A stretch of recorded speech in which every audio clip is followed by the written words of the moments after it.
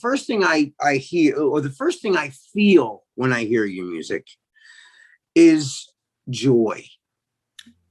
I feel Thank you. joy in your music. Your music contains a joy that, I know this sounds really weird, but like, your music makes me feel like the kind of euphoria that I felt when I was a little kid with my grandmother. Oh, wow. Oh, I'm touched. And like, that's great. And I swear to God, and it's like,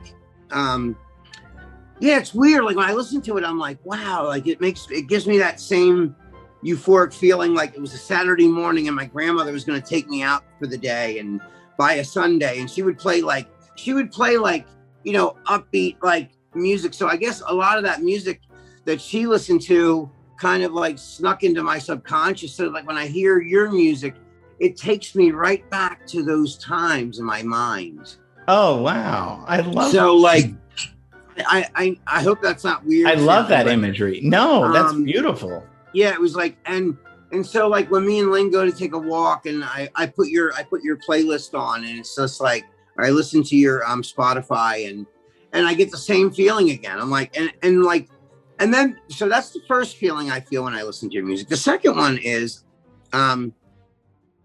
amazement. Like, where the heck did he hear all this music from? Like, now when let's say you're cleaning out a closet in your cupboard in your kitchen.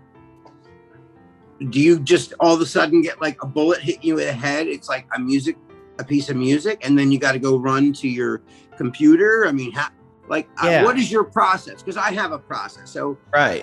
What is your process? Like, I want to hear your process for like when you start to get the mental itch. The itch comes for something.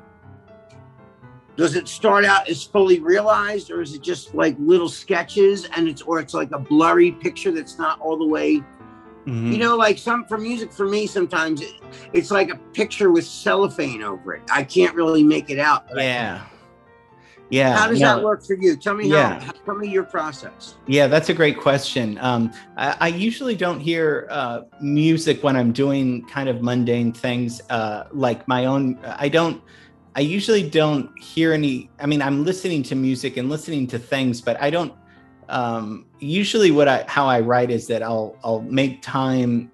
I try to make time every day to sit down at the piano and write. And when I'm sitting down at the piano, that's when I write. I don't really hear something in the car, or I think because of my anxiety, I'm always thinking of just what I'm doing right now. And so right.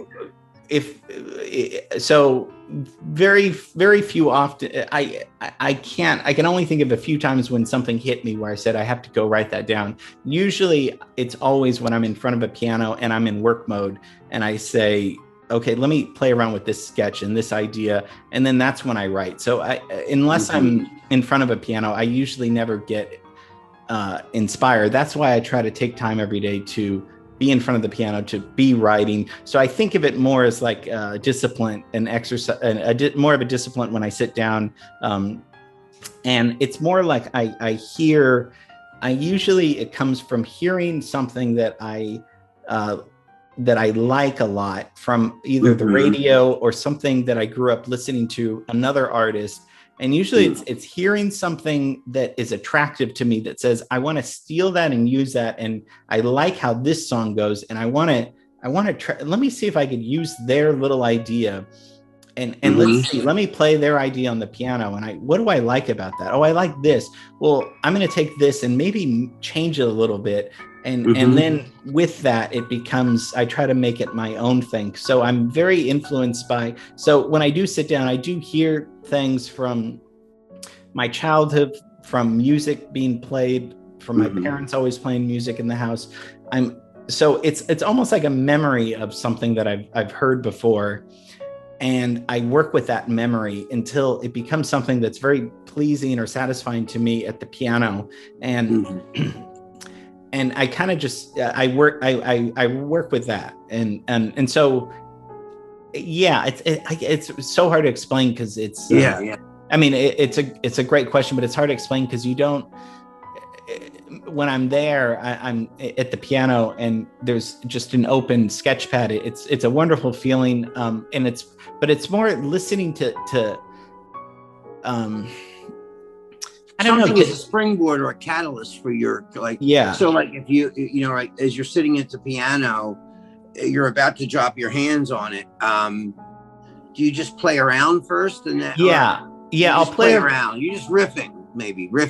Yeah, exactly. I'll riff, and many times if I'm like, when I'm commissioned or asked to write something, I figure out what it is, what I kind of, I'll go and listen to a piece excuse me, by a piece that I really love, and I'll figure out what there's something in that piece, whether it's a Beatles song or whether it's a Mozart symphony. There's some little thing that I like, and I'll grab that and I'll work with that and rework it so it sounds original or something like that. So I'm always influenced by other pieces of music, and that's what I think. From growing up listening to so much music in the house, my parents would always have the radio on as a kid, and radios all around the house in every room, and there was so much music. So it's like I'm still grabbing some of those pieces from my memory from childhood, and I'm still working on those pieces even years later. So sometimes when I'm writing a piece,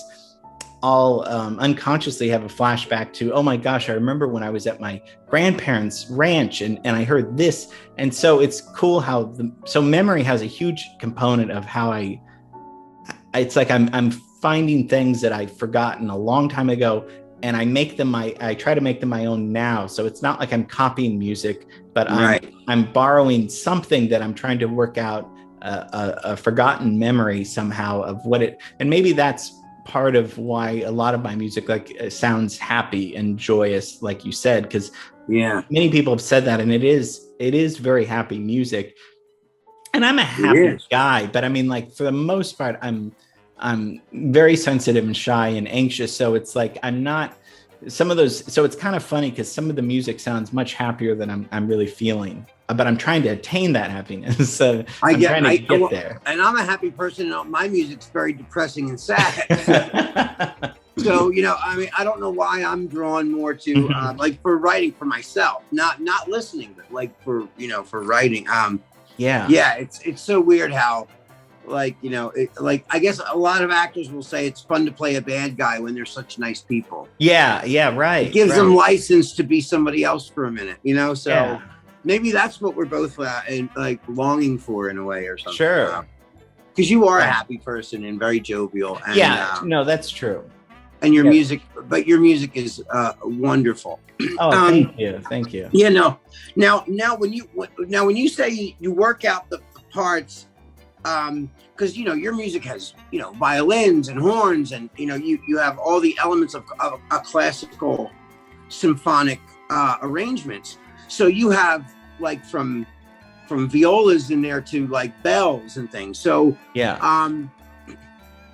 once you lay the foundation on the piano, like the main, the chords and the melodies in there, when do you start to separate and go, all right, I'm going to make all these counterpoints and all these other is that once the recording process starts? Like do you just like lay it out like from front to begin, like from the front to back, you lay the whole thing out as one performance on the piano and then start to add things like in a symphonic manner? Is that no, I usually work in chunks. So I don't, nothing, whenever I start a piece of music, I have no idea where it's going to end. Or I have no idea what's going to come in the next 12 bars. I have no idea. So I'll start with an idea that I really like on the piano.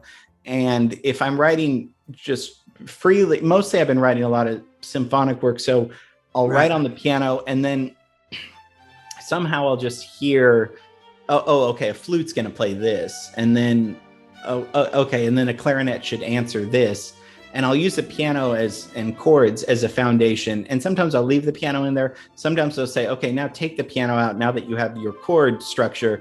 And we're going to put in a bassoon, and we're going to put in a French horn. And so it is hearing, it's, I don't know how I hear that, but I mean, it's it's so I orchestrate as I go on, almost bar by bar. It's kind of like, well, yeah, this flute's going to play. I like this melody on the piano. Okay, so that flute's going to play that melody, and then this melody, maybe a clarinet would sound really good here. Okay, and maybe why don't we double that with some bells and do that, and having access to a computer and a sampler and all these great sounds is just, it saves so much time. I mean, I don't know if I would have. I never wrote music on paper. I mean, when I was 10, 11, I would write on paper, but that's because I didn't have access to a computer. So having access to a computer makes it so much easier, as you know. I don't know if I'd have the discipline to, well, I guess if I had no choice, I would write it on paper, sure. But you have that instant gratification of, oh, now hearing I can hear it immediately and hearing it with great fidelity too, you know. Yeah, and I'll hear it over and over, and then I'll say, oh, okay, this part needs to change. This part needs to, this needs a violin. And many times it's like, I have a great violin sound.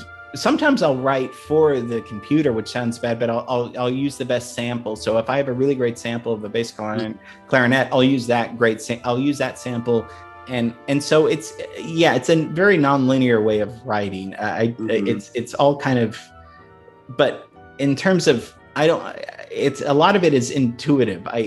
This, to me, a bassoon would sound really funny doing this.